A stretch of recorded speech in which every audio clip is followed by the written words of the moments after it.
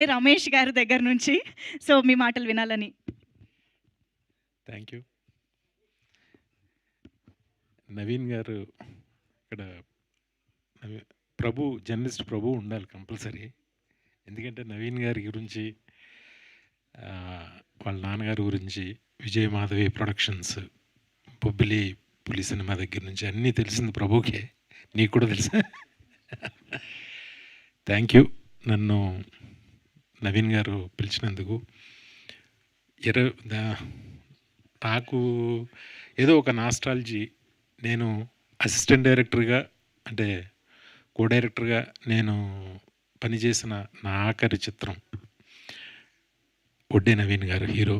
ఆయన సినిమాకే పనిచేశాను. ఆయన సినిమాకి పనిచేస్తుండగా నాకు ఆది సినిమా వచ్చింది డైరెక్టర్గా.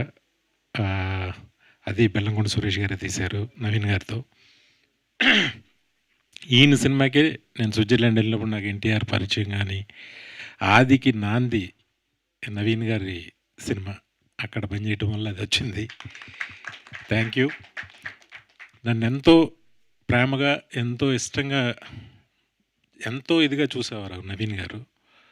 ఒకరోజు ఆయన కెరియర్లో ఆయన చేసిన 90% సినిమాలు, 90% కంటే పైనే ఆయన ఇష్టంగా చేసినవి కాదు. అది నేను ఆయన మనసులోకి దూరి నేను చెప్పగలను.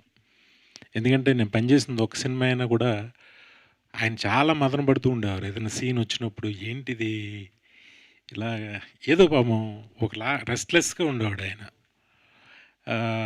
నాకు అర్థమయ్యేది అది. ఒకరోజు నేను అనుకోకుండా ఒక సీన్ ఏదో రాశాను. ఇది ఎవరు రాశారని అడిగాడు ఆయన. అడిగితే నేను మామూలు రైటర్ పేరు ఎవరో రాశారన్నాను. బట్ ఆయనకి మనసులో కనిపెట్టి ఆ రోజు మధ్యాహ్నం నన్ను భోజనానికి పిలిచాడు ఆయన. పిలిచి కలిసి ఆయనతో కలిసి భోంచేశాను. భోంచేసిన తర్వాత, వినయ్ నువ్వు చాలా మంచి డైరెక్టర్ అవుతావు, చాలా పెద్ద డైరెక్టర్ అవుతావు, ఇంకా ఇలా అసిస్టెంట్ డైరెక్టర్ ఇంక ఈ డైరెక్షన్ డిపార్ట్మెంట్లో ఇంకా అసిస్టెంట్లుగా పనిచేయడం మాని డైరెక్టర్గా ట్రై చేయి. నీకు ఏ సపోర్ట్ కావాలన్నా సరదా మన ఆఫీస్లో కూర్చో. అది అని ఎందుకో నన్ను చాలా ఇష్టంగా చూసేవారు. Thank you sir. దానికి ఇప్పటికీ పాపం ఆయనకి ఎప్పుడు తృప్తిగా అయితే నేను కరెక్ట్ అయితే మీరు ఆయనకి నచ్చి ఎప్పుడు పాపం ఏ సినిమా కూడా ఆయనకు నచ్చి పూర్తిగా నచ్చి చేసినవి చాలా తక్కువ సినిమాలు ఉంటాయి. ఎందుకంటే ఆయన ఫ్యామిలీ బ్యాక్గ్రౌండ్ కావచ్చు, ఆయన పెరిగిన విధానం కావచ్చు, అప్పటికి ఆయనకి తెలిసిన, ఆయన చూసిన సినిమాలు, ఆయనకి తెలిసిన ప్రపంచం, దానికి ఈక్వల్గా అప్పుడు ఇక్కడ ఎవరు లేరు నిజంగా. ఎందుకంటే వాళ్ళ ఇన్ఫ్లుయెన్స్. మేము స్విట్జర్లాండ్ నుంచి వస్తుంటే కాస్ట్యూమరు ఫ్లైట్లో సిగరెట్ కాల్చాడు టాయిలెట్లో. మేము ఫ్లైట్ ఇది ల్యాండ్ అయ్యేసరికి AK-47 గన్స్తో వచ్చేసారు. ఆ కాస్ట్యూమర్ని అరెస్ట్ చేశారు. ఎవరికి ఏం తెలీదు. చెన్నైలో జస్ట్ ఒడ్డే నవీన్ గారు ఎవరితో ఈయన జస్ట్ ఒక ఫోన్ కాల్ చేసి మాట్లాడారు. వెంటనే బయటకు వచ్చాడు. ఓ ఇంత ఇన్ఫ్లుయెన్స్డ్ అయినా అనుకున్నాను నేను అప్పుడు. కానీ ఆయన వెళ్ళాల్సిన స్థాయికి వెళ్ళారని నేను అనుకోను. కానీ ఈ సినిమా పెద్ద హిట్. ఎక్కడి నుంచైనా ఆయనకి నచ్చిన సినిమాలు, మంచి సినిమాలు రావాలని మనస్ఫూర్తిగా కోరుకుంటున్నా.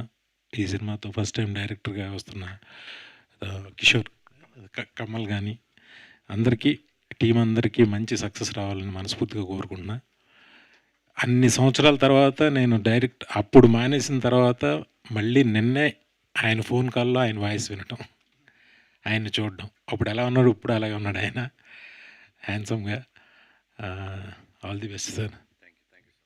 Thank you. నన్ను ఎంకరేజ్ చేసినందుకు చాలా థ్యాంక్స్ అండి. నా మీద ఎంతో నమ్మకం పెట్టుకున్నారు మీరు అనుకున్నట్టే కొంతవరకు సాధించగలిగా నేను కూడా. Thank you sir. Thank you very much నన్ను పిలిచినందుకు. మిమ్మల్ని చూడటం చాలా ఆనందంగా ఉంది. చాలా exciting. Thank you very much. Thank you so much. Cinema పెద్ద హిట్ అవ్వాలని మనస్ఫూర్తిగా కోరుకుంటున్నా.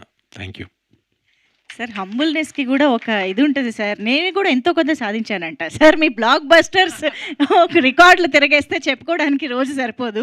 సో సార్ మీరు ఎంత సాధించినా సరిపోదు. అది కరెక్టే సార్. మీరు వడ్డే నవీన్ గారు ఒక స్టేజ్ పైన ఇలాగా రేర్గా అంటే అనుకోకుండా ఇలాగా కోఇన్సిడెంట్ జరిగింది కాబట్టి ఈ సిచ్యువేషన్లో నేను ఒక క్వశ్చన్ అడిగేద్దాం అనుకుంటున్నాను. మొన్న కూడా సార్ ఇంటర్వ్యూలో జిష్ణు గారు కూడా కనిపించారు మాకు, జిష్ణు. సో ఏమన్నా ఆ అనుబంధాన్ని నెక్స్ట్ జనరేషన్‌కి కూడా తీసుకొని వెళ్ళాలనుకుంటున్నారా? లాంచింగ్ ఏమైనా ప్లాన్ చేస్తున్నారా? అవి కూడా ఇక్కడే మాట్లాడేద్దాం అనుకుంటున్నాం. నాకు నిజంగా తెలీదు. నేను ఇప్పుడే అడిగా. నవీన్ గారికి జిష్ణు ఇచ్చేస్తా. అని పేరొస్తే నేను అడిగా ఎవరని బాబా అని అన్నా. అవునన్నా.